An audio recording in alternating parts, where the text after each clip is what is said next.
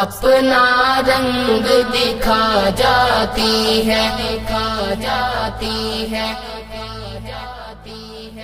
اپنا رنگ دکھا جاتی ہے، صحبت اللہ والوں کی اللہ سے ملوا جاتی ہے، صحبت اللہ والوں کی، صحبت اللہ والوں کی۔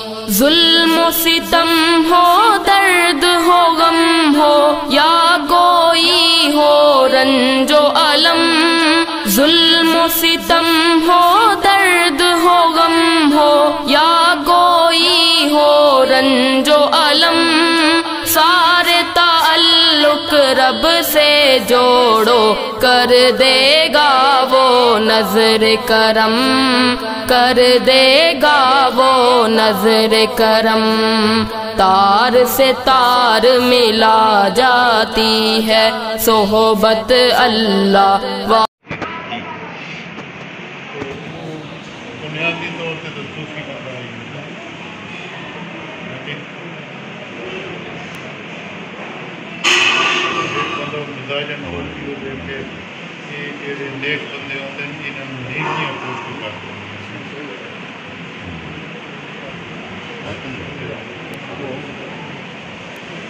قاری صاحب آخری وقت تک جڑا ہے نا وہ شگفتہ مزاج رہے،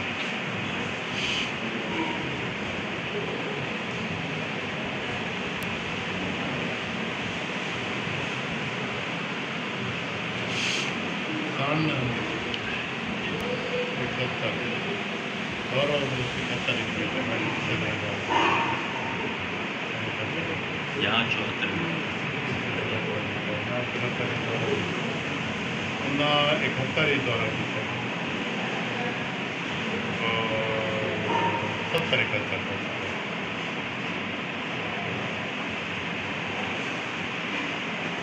اور انہوں نے دورے والا سال سارا متوسط آج ایک سال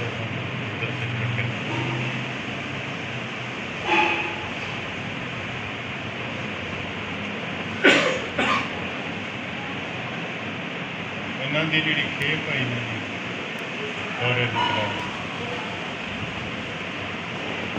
میرا خیال ہے ایک بندہ پہنچ گیا، ہاں باقی سارے ہو گئے، سارے برین بات بڑے ہو گیا، ہماری یوسف ہو گیا، جاوید شاہ ہو گیا، چلا گیا، جنگی والے ظفر صاحب، ہاں جنگی والے مولوی ظفر قاسم جو ہے وہ نظام کلاس وہ بہت پیچھے دورے کی کلاس جڑی ہے نا میں انگریاں سے یاد ہے مولا تاربان، مولا تاربان، اثوربان ہاں دو وہ زندہ ہے تارم بھاولپور نہ اس کا بھائی سعید، ابو بکر سعید الرحمن، ہاں سعید ہی نام کا کلاس ٹائم ہوئے دورے کا وہ زندہ ہے وہ قلعہ علی آرار بابا سید فضل الرحمان شاہ جی کے بیٹے ہیں مولوی اسد اسد اللہ جی آسٹریلیا میں، وہ مطلب ان کلاس بنی ہوئی ہے۔ اور دادا جی صرف ناو کے ساتھیوں میں قاری گلزار بھی چنیوٹ والا، اچھا یہ سلہ والی کے ساتھ، اور بھائی صاحب کہتے ہیں سید فضل الرحمان شاہ جی کی سرفناو مولانا فضل الرحمان صاحب دھرم کوٹی کی سرفناو مشہور تھی، کہتے ہیں ایسا مارتے تو شاید عصائی بھی کو کیا ہو، لیکن کہتے ہیں اس کی برکت یہ ہے کہ ہمیں کتاب ہے حفظ ہو سکتا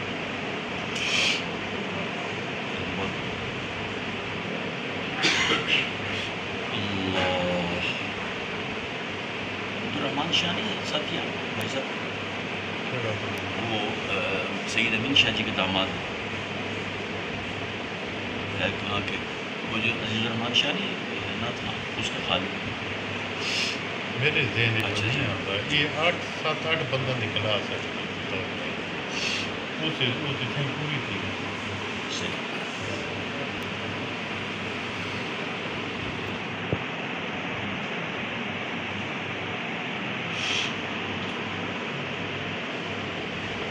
उस्ताद मौलाना हबीब अहमद साहब गया ना, उस्ताद मौलाना हबीब अहमद साहब अगली क्लास से पहले फारग।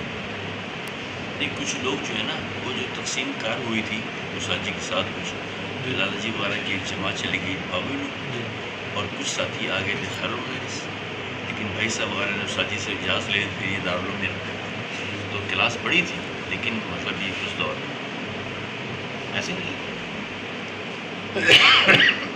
इस आका की मैं कि उस्ताद मौलाना हबीब अहमद साहब भी कर सकते हैं। नहीं उस बात क्यों बोली?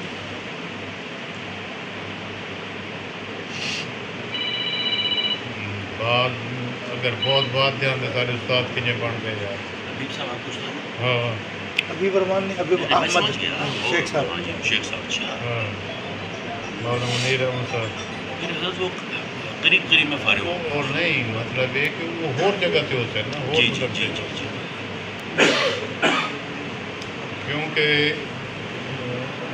77 उस्ताद जी का ठीक है, आपके अलावा नहीं होगा, और उसके अलावा जो हमसे मेहनत हो सकेगी हम करें। ने कहा कि भाई मैं तो जमीयत का वर्कर हूँ और जमीयत का टिकट है, मैंने तो उसका इलेक्शन लड़ना है। तो लोगों ने कहा कि फिर आपकी मर्जी, आप तो बिरादरी को बोलते हैं। लेकिन कारी साहब ने परवाह नहीं की और अपने मौक़िफ़ से वो खड़े रहे अल्हम्दुलिल्लाह। तो इनमें मैं देखता हूँ कारी मुस्तफ़ा कासिम साहब, उनके अपना रंग और खुशबू था, दीन में अपना रंग और खुशबू था। ये आप बैठे हैं तो ये बिल्कुल ये फिर एक रंग बू का एक गुलदस्ता बन जाता है।